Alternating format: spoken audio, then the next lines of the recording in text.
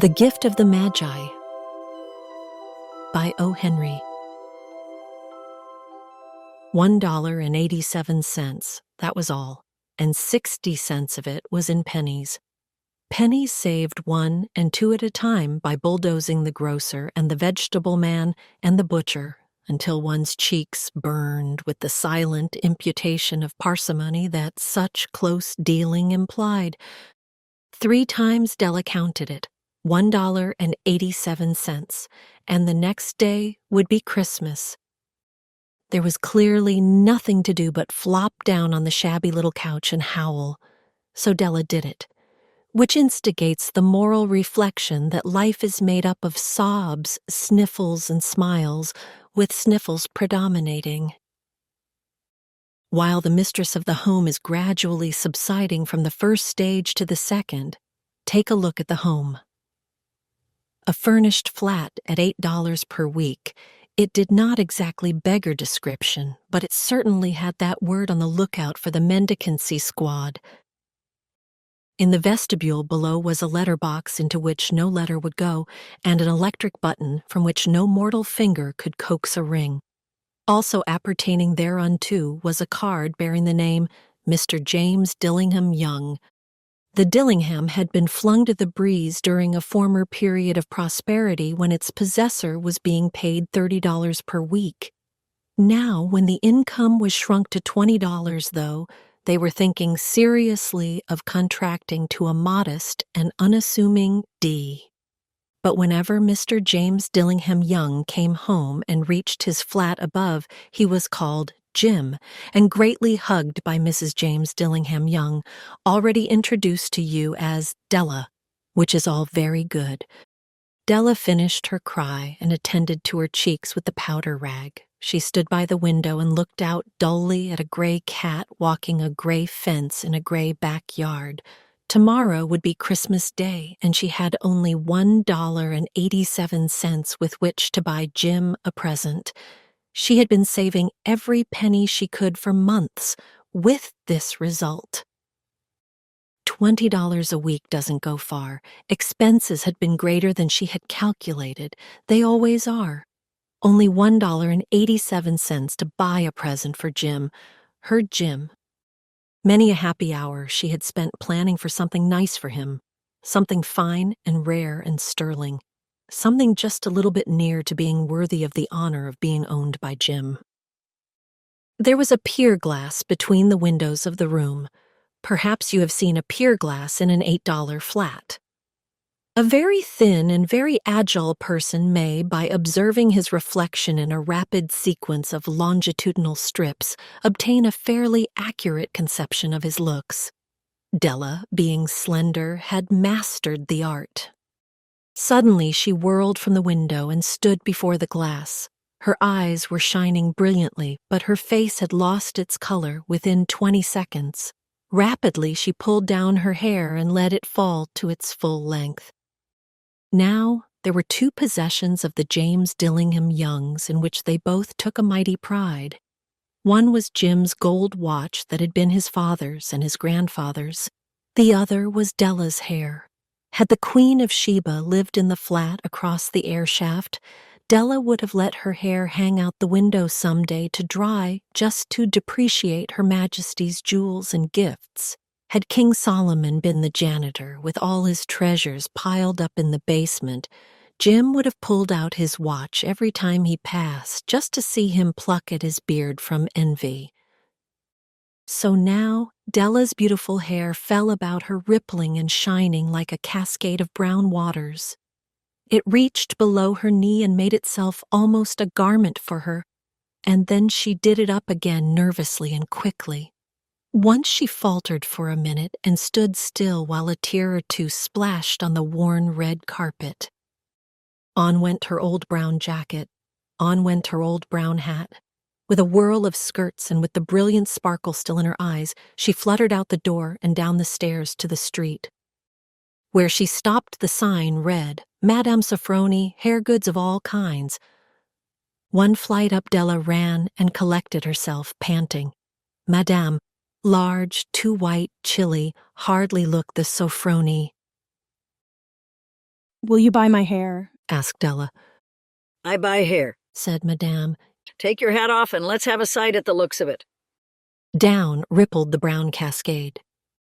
$20, said Madame, lifting the mass with a practiced hand. Give it to me quick, said Della. Oh, and the next 2 hours tripped by on rosy wings. Forget the hashed metaphor. She was ransacking the stores for Jim's present.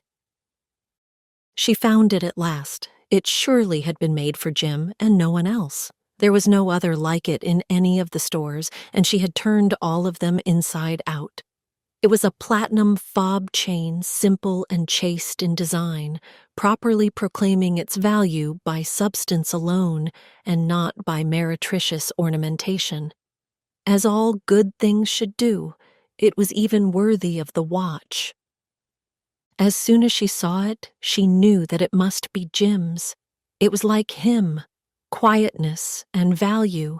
The description applied to both. $21 they took from her for it, and she hurried home with the 87 cents.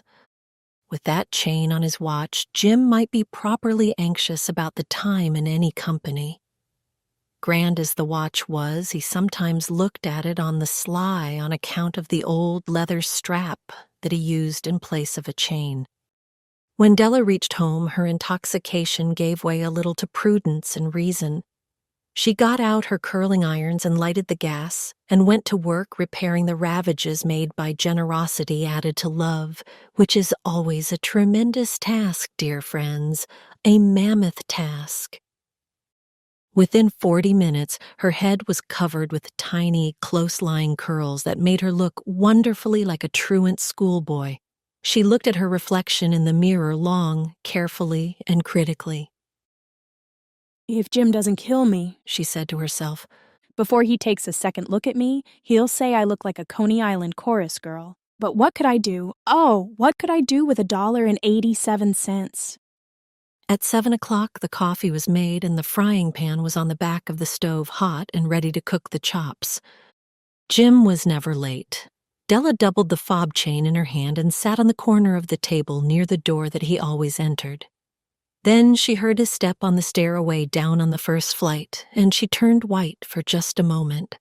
She had a habit of saying a little silent prayer about the simplest everyday things, and now she whispered, Please God, make him think I am still pretty. The door opened and Jim stepped in and closed it. He looked thin and very serious. Poor fellow, he was only 22, and to be burdened with a family, he needed a new overcoat and he was without gloves. Jim stopped inside the door, as immovable as a setter at the scent of quail. His eyes were fixed upon Della, and there was an expression in them that she could not read, and it terrified her. It was not anger, nor surprise, nor disapproval, nor horror, nor any of the sentiments that she had been prepared for. He simply stared at her fixedly with that peculiar expression on his face. Della wriggled off the table and went for him. Jim, darling, she cried. Don't look at me that way. I had my hair cut off and sold because I couldn't have lived through Christmas without giving you a present. It'll grow out again. You won't mind, will you? I just had to do it. My hair grows awfully fast. Say Merry Christmas, Jim, and let's be happy. You don't know what a beautiful, nice gift I've got for you. You've cut off your hair? Asked Jim laboriously, as if he had not arrived at that patent fact yet even after the hardest mental labor. Cut it off and sold it, said Della. Don't you like me just as well anyhow? I'm me without my hair, ain't I? Jim looked about the room curiously. You say, your hair's gone? He said, with an air almost of idiocy. You needn't look for it, said Della. It's sold, I tell you, sold and gone too. It's Christmas Eve, boy. Be good to me, for it went for you. Maybe the hairs of my head were numbered, she went on with sudden serious sweetness. But nobody could ever count my love for you. Shall I put the chops on, Jim? Out of his trance, Jim seemed quickly to wake. He enfolded his Della. For 10 seconds, let us regard with discreet scrutiny some inconsequential object in the other direction, $8 a week or $1 million a year. What is the difference? A mathematician or a wit would give you the wrong answer. The Magi brought valuable gifts, but that was not among them. This dark assertion will be illuminated later on. Jim drew a package from his overcoat pocket and threw it upon the table. Don't make any mistake, Dell, He said, about me. I don't think there's anything in the way of a haircut or a shave or a shampoo that could make me like my girl any less. But if you'll unwrap that package, you may see why you had me going a while at first. White fingers and nimble tore at the string and paper, and then an ecstatic scream of joy, and then, alas, a quick feminine change to hysterical tears and wails, necessitating the immediate employment of all the comforting powers of the lord of the flat. For there lay the combs, the set of combs, side and back, that Della had worshipped long in a Broadway window.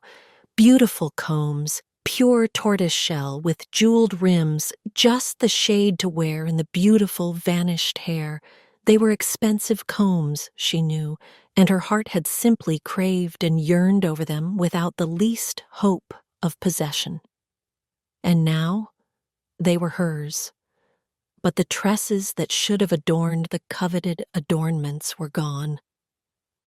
But she hugged them to her bosom, and at length she was able to look up with dim eyes and a smile and say, My hair grows so fast, Jim.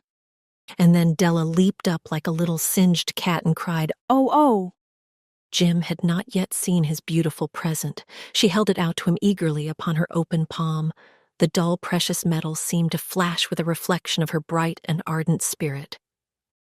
Isn't it a dandy, Jim? I hunted all over town to find it. You'll have to look at the time 100 times a day now. Give me your watch. I want to see how it looks on it. Instead of obeying, Jim tumbled down on the couch and put his hands under the back of his head and smiled. Dell, Said he, let's put our Christmas presents away and keep them a while. They're too nice to use just at present. I sold the watch to get the money to buy your combs. And now suppose you put the chops on. The Magi, as you know, were wise men, wonderfully wise men, who brought gifts to the babe in the manger. They invented the art of giving Christmas presents. Being wise, their gifts were no doubt wise ones, possibly bearing the privilege of exchange in case of duplication. And here I have lamely related to you the uneventful chronicle of two foolish children in a flat who most unwisely sacrificed for each other the greatest treasures of their house. But in a last word to the wise of these days, let it be said that of all who give gifts, these two were the wisest.